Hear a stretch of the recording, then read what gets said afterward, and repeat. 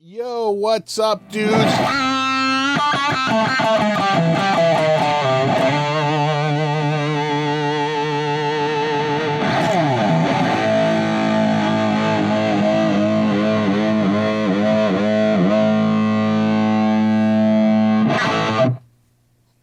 What's up?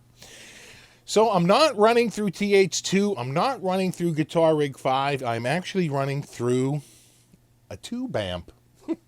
I'm running through the Panama Shaman. It's a 20-watt tube head, switchable to 10 watts.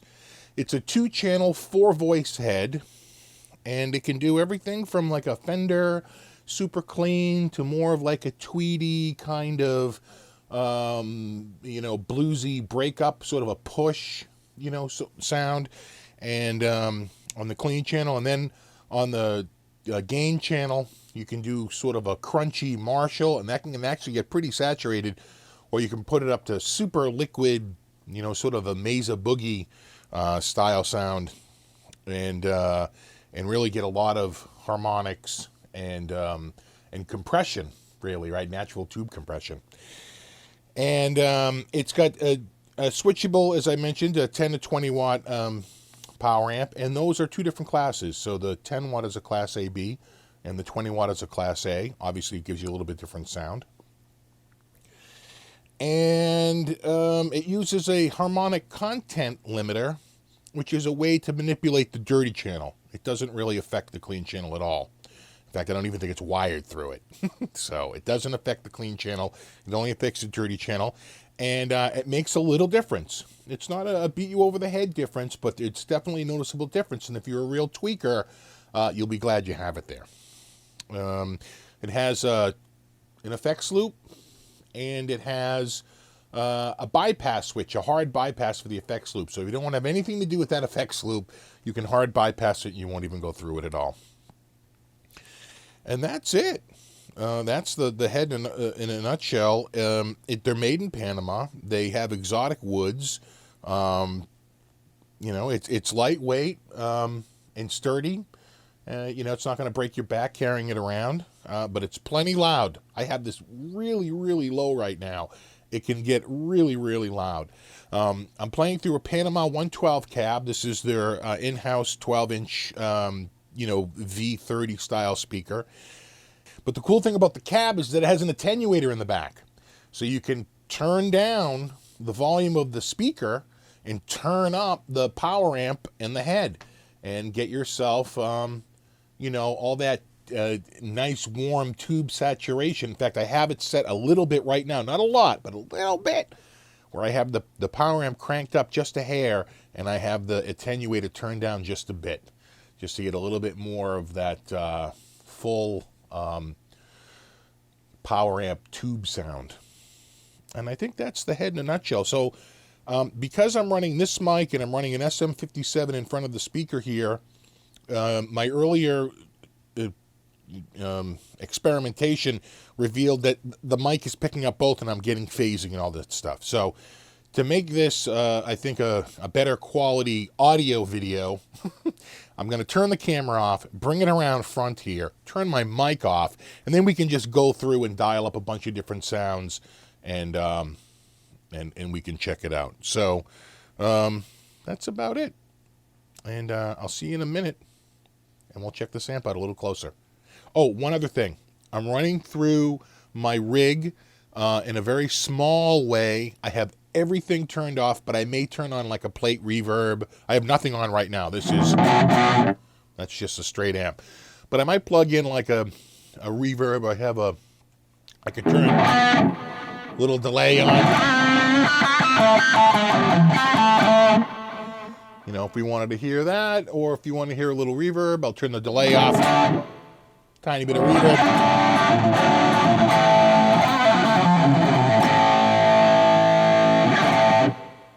All right. Okay. I'll see you in a minute.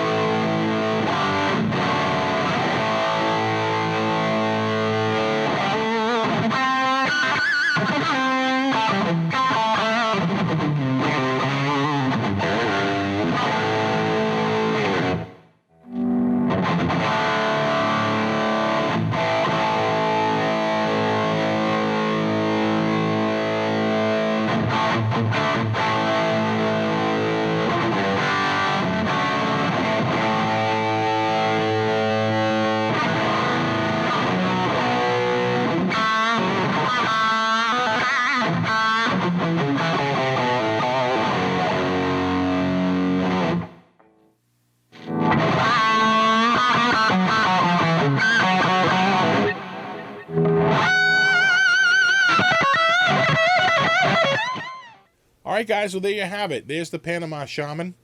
I have to say, I was really impressed with the amp. It's going to be tough to send it back. But I was really impressed with it. I think it's a very versatile amp. I think the cleans can be super clean.